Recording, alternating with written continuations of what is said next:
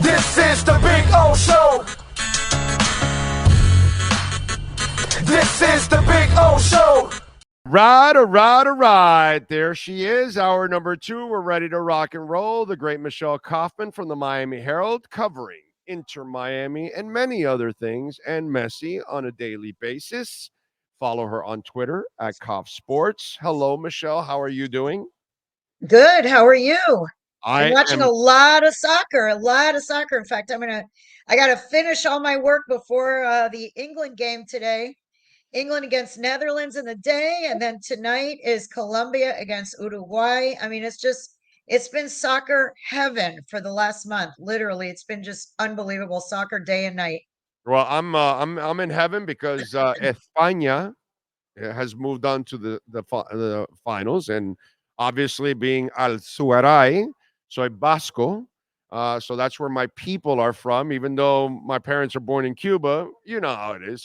It's like Americans. There aren't any real Americans. It's just the Indians are Right, the real Americans. There aren't any right. real Cubans. They all came from somewhere else, also, and obviously my people are from the mountains. I am told. So I've always been a Spain fan. So and by the way, that Spanish kid Yamal. Oh my God, That, Lamine Yamal. that, Strap down your. I mean, if that guy, 16 years old, 16. He's going to be 18 at the next World Cup. 18. And just think about it. That would be his first World Cup, assuming, everything goes okay and he doesn't get hurt, whatever. He'll be 18 at that World Cup. 4 years later, he'll be 22 for his second World Cup. 4 years after that, which is supposed to be like the prime, he'll be 26. Then he'll be 30 for possibly his fourth World Cup. I mean, we're talking about, I know I'm talking way, way, way in advance, but this right. kid, what he's doing at 16 is really amazing to watch. It's That, amazing that to that watch. that was Romario. That was Messi. That was bend them like Beckham. Even though Beckham's not known for shots, it was more an assist. But man, that curve he put on the top left corner, that was just absolutely freaking It was awesome. pretty. It Yeah, was pretty. It's and fun, Spain, fun to watch. and Spain was already missing a guy in that game, so that was amazing. Messi did score yesterday, so they advanced. Finally, Yeah, yes, yes, yes. And Drake lost again. So there you go. Drake put 300,000 on Canada. He So did on Canada. he put Yeah. 500,000 on the Mavs, He didn't 500,000 on the read my Oilers. predictions. He obviously does not read the Miami Herald because my pregame prediction for that game was 2-0 Argentina. Look at that. So he goes against the Panthers and loses. He bet on the Mavs and lost. Now he bet on Canada and lost. And he also lost to Kendrick Lamar. It just hasn't really been a good year for Drake overall. All right, I got to tell you something. My favorite stretch of Inter Miami football has been the last month without Messi. Believe it or Except not, the last game. The last game they lost 6-1. I'm fine with Okay. it. I'm fine with Okay. it. If you tell me I'm out with Messi, Suarez, and Rojas, and I'm Right. going to go 4-1-1, and I'm going to go 3-1 on the road. First of all, I'm going to say, how high are you? What's wrong Right. with you? Well, how sick are you? What are you doing? You know, seriously, like I would be laughing at you. So 4-1-1 and 3-1 in road games. That is Yeah. ridiculous. That is Yes. stupid. That is crazy. I was losing my mind every game going, oh my God, we thought that's why you took off with such a lead. Okay, when they're off for a month, we'll go through a month of hell, but you Everyone won't lose thought, a oh, lot. they're going to fall off the cliff. Everyone thought they're going to fall off the cliff on June 1st. It's like, Right, right, let's get as many points by June 1st because then they're going to fall off the cliff. right. And and Come and on. and you know, Yeah. but you'll still be at least in the playoff race by the time Right. Messi Because comes you'll build back. a cushion. Right. Yeah, Exactly. but that's not the case, baby. We're at the top right there, right behind Cincinnati at the moment. That's fine, and that's fine. But 4-1-1, my favorite stretch ever for Inter Miami so far because Tata showed me a lot without Messi and Suarez. Young guys really stepped up. Calendar had some amazing saves. Ian Frey scoring 2 goals. Ian Frey coming off 3 ACL surgeries. Who comes back from 3 ACL surgeries and scores in his first game back? And he's a center back. This guy is not a forward. His first game back, he scores. And his second game back, he scores. He scores in back-to-back games. Benha Kramashi, who is on the U.S. Olympic team, by the way, named to the U.S. Olympic team, youngest player on the team at 19 years old from Key Biscayne, right here. He's going to be representing the U.S. in France at the Paris Olympics, the youngest guy on the team. And he scores the game-winning goal, which was incredible, for Inter Miami. I mean, you've got, the Gressel pass, the Leo Afonso. Oh, with Gressel. Yeah, Gressel's passes, Gressel's crosses have been very good. Leo Afonso. We have Leo Messi. We have Leo Campana. Most people didn't even know that we have a third Leo. There's Leo Afonso, who's a kid from Boca Raton, played youth at Boca United, and he comes in there and he scores. So, the young guys and other guys are stepping up. The goal that Jordi Alba scored was high class, elite, Messi level scoring. That goal that he scored. I mean, they were doing great. The route by Cincinnati, however, I will say, Tata did try to downplay before to say this game is not the beginning and end of the season. It's just one game in a long season, and all that's true. Afterward, however, he said, despite all of that game exposed some weaknesses of theirs. Now, they were missing 6 starters, okay? They were missing 6 starters. Cincinnati was acting like they just won the MLS Cup when they beat them. Miami was missing 6 starters. But all that said, Tata was not satisfied at all. He said that he's a coach. He's supposed to be. Cincinnati's a top 3 team in MLS. And he said, we're not there yet. We're not a top 3 team right now. We got to keep working. And then hopefully when the other guys all come back and we play them again, and then it's a playoff run, then they'll be a top 3 team. Blah, blah, blah. That's coach talk to keep his players on edge and all that kind of stuff, which is great. He's doing his job. He did his job. The way I look at it is, guys, you had a bad night. And let's be honest, Cincinnati has kept pace with you the entire year. The entire time is breathing down their neck. Cincinnati is good. Right. Yes. With Messi, with Suarez, with Rojas, they've been breathing down your necks, and you have kept them at bay without Messi, Suarez, and Rojas. So they finally caught up to you here. Okay, that's all right. When you get to 100% the next time you meet Cincinnati, I bet you that Inter Miami wins. But for me, what I'm so excited about is life without Messi will come one day. And you cannot be Messi dependent. And so the fact that Chris Henderson in the front office is doing such a marvelous job of finding young guys and building a foundation behind Messi, ready for when Messi leaves. I'm an Inter Miami fan. I'm not a Messi fan. I'm not a Suarez fan. I'm not a Busquets fan. I'm an Inter Miami fan. So to me, yes, now Messi is part of my team. So now I'm a Messi fan. But eventually Messi will be out of here and it'll be somebody else. And I'm still going to be a fan. And so I don't want this to be the moment where it's just a good team just because of Messi. I want it to be a great organization. I'm sure the Moss brothers do too. And that's what I saw the last month here, that I got a better view of life. Yeah, we got a glimpse. We got a glimpse of life without Messi. And it was fine. And not only was fine, they did really well, because the last game Messi played, they tied. And after he left, they won 3 out of 4 and 3 on the road. So, it was that's a really tough stretch. Nobody expected that they were going to get 9 points. They got 9 points out of that stretch, and they're still right there with Cincinnati, even though they dipped to second place, but they're right there. And they're gonna, once they get everybody back, they will have to gel again and everything. But there are enough pieces there. There are enough pieces there for sure that it's a playoff team. There's no question it's a team that could contend for the title with or without Messi, really. Oh, yeah. By the way, can you answer something?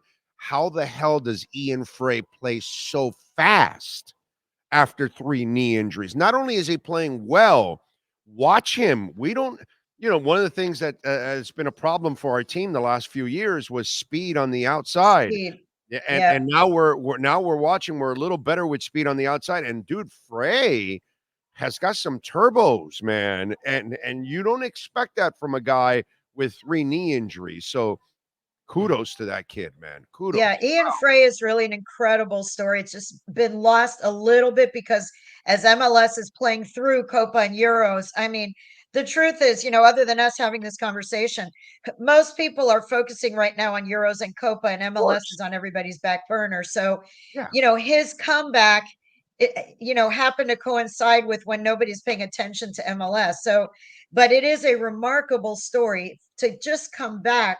If you're just a normal human being who doesn't even play sports, to come back from 3 ACL surgeries, but for a soccer player to come back from 3 ACL surgeries, and like you said, to have the speed and the courage, and he's not tentative at all. I mean, he is going speed, full speed. And he had shown before, I mean, to be honest, Phil Neville loved him. Tata loved him when he first saw him. Every coach that he has played for here has been very high on Ian Frey.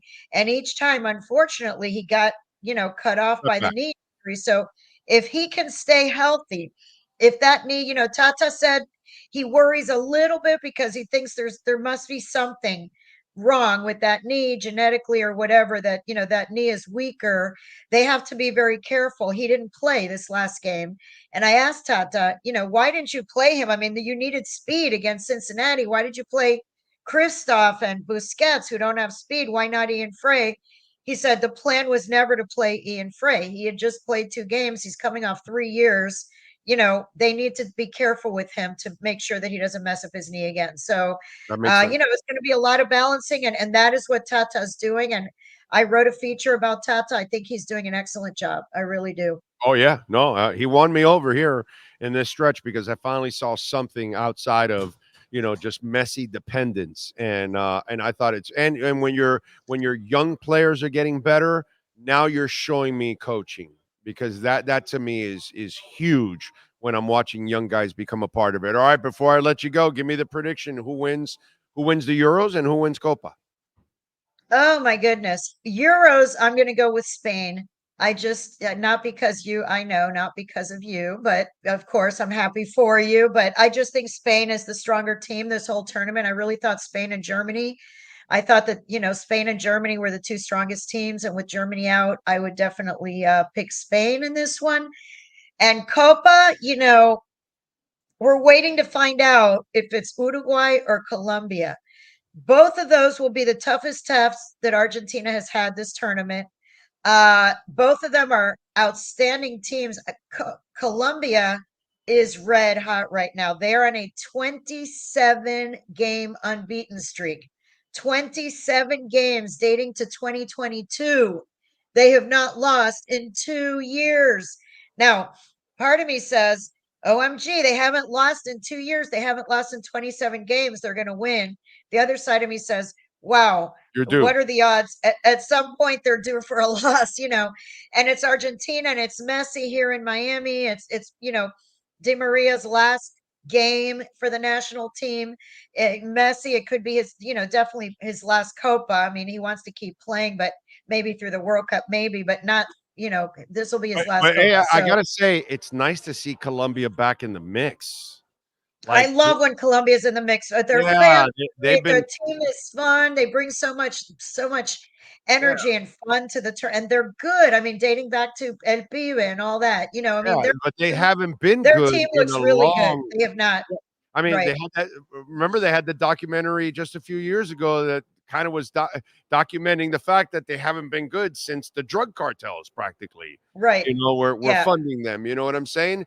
And when Colombia was good, man, so much color is brought to the game. They've Yes. got great They're great. They're talent. great. Yeah, I just saw Yeah, some videos. If you look up the videos of the Colombian fans outside the hotel in right. Charlotte, North Carolina, Of course. they have converged for tonight on Charlotte, North Carolina. I mean, I'm not even kidding. There's probably 1,000 Right. Colombian fans outside the team hotel last night on the eve of their game. So Colombians love that haven't had Colombia this is doing in. well. It's like a generation has gone by without Colombians having like a national type power team. You know what I mean? This Right, is the right. this Yeah. is So the this is I like think, you know, their entry back into being a powerhouse if they're going to be one right here. right, right. And I think that they can be one. And you know, Argentina is very good. It's very deep. They've made the final of 6 of the last 8 international tournaments, World Cups and Copas. 6 of the last 8, they have been in the final. They are a powerhouse. Yeah. Colombia, I don't know. And Uruguay has Oh, beaten them too. By the way, Uruguay also beat them last fall. So you know, it's a tough, yeah. tough call. Colombia is really hot right now. I think they could win it. I don't know. All right. All right. And how about in the Who Euros? do you think? Who do you think? Euros, I said Spain already. Who All do right, you think? Spain. Well, I'm going Spain and I'm going Argentina. Yeah. Okay, yeah. Yeah. Yeah. Spain and Argentina is who I'm going for. Yeah. I'll Argentina does have a great goalkeeper. I will say that. If yes, it they comes yes, down to PKs and they have Emmy Martinez, that is a plus. That's he a is a plus in stud. their basket. He is a So stud. I don't know. It's going to be. I am But I expecting got to a tell you really something. good game. I think it's going to be a really good game either way. I'm not going to be shocked if Uruguay, Colombia win this whole thing. By the way, I won't be shocked. It wouldn't be a Uh, shock. No, no, no, it would not because Uruguay is fantastic. Uruguay could definitely beat Colombia. Also, could beat Colombia and and has. can beat Argentina. You know what I Yeah. mean? So it's just it's going to be awesome, and it's been awesome to watch the Euros and Copa. It's been a lot of It's fun, been man. really fun. It's been a lot of fun. It's really exposed the sport more to this country, even more. I think the Copa America is something that people in the United States, you know, who watch other sports and who are just casual fans, they know about the World Cup. Maybe they've heard of Champions League or whatever. Copa America, I don't think they really knew what it was, the casual average American sports fan. But No, now it's been on TV so much and so many people are talking about it. The TV ratings have been through the roof. I think it's been great for the sport. It's been a really good dress rehearsal for the World Cup that's coming up in 2 years. We saw that they do need to do something about the fields. Those stadiums that have the artificial turf, they need to fix that up for the World Cup because what they did this time was not good enough. No, no, no. that's So America. that needs to That's the change. American way, and they have to change the American way because American owners don't look at it that way. The way that other owners around the world in football look at it, that you got to have grass, dude. You got to You have have grass. to have grass. You have to have grass. It's required by FIFA, and it can't be grass that you just put on top of the turf for Oh, 2 weeks. That doesn't work. And we're seeing it. And Argentina has been the most vocal about it. Messi himself said the fields have been horrible. He said it's been a good tournament, but the fields have been horrible and whatever. So they need to unprofessional. fix that. They have 2 years. They have 2 years to figure that out. But other than that, I think Copa has been a great introduction to the average, to the casual fan or the non-fan. It's been an introduction to the World Cup atmosphere around the stadiums, in the stadiums, and the passion in the games, and having so much of it on TV. The TV ratings have been really good. So in English and in Spanish. So I think it's been overall really fun, really good, good tournament. That's why FIFA should lock in Stephen Ross and Hard Rock Stadium for all tournaments all the time because they always have natural grass. They always have natural grass. They They own always have natural they grass. and they own the damn grass company. So they're always Right. going to have, natural grass and new grass coming in constantly. So, we have the Cheech and Chong owner of all of pro sports when it comes to grass. Come Yeah, and on. that stadium, by the way, and that stadium was built by the Robbies for soccer. It was built to FIFA specifications.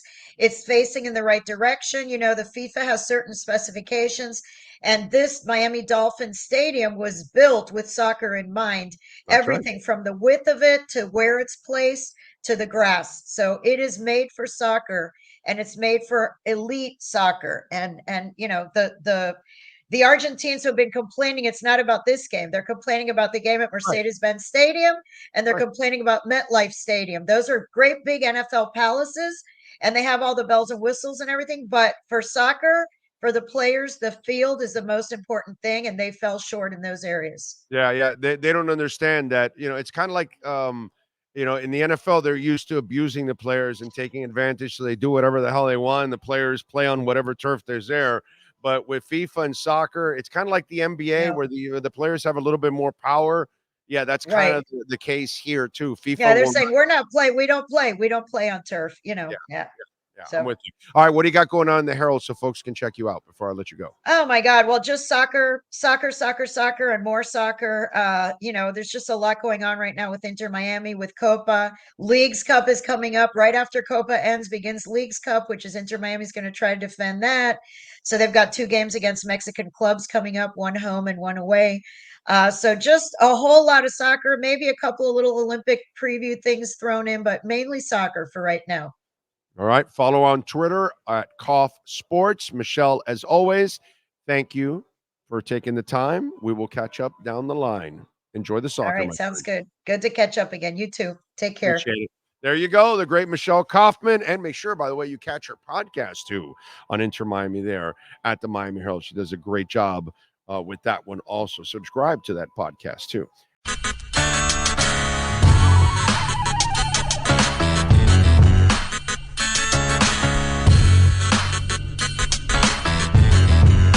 This is the Big O Show. This is the Big O Show.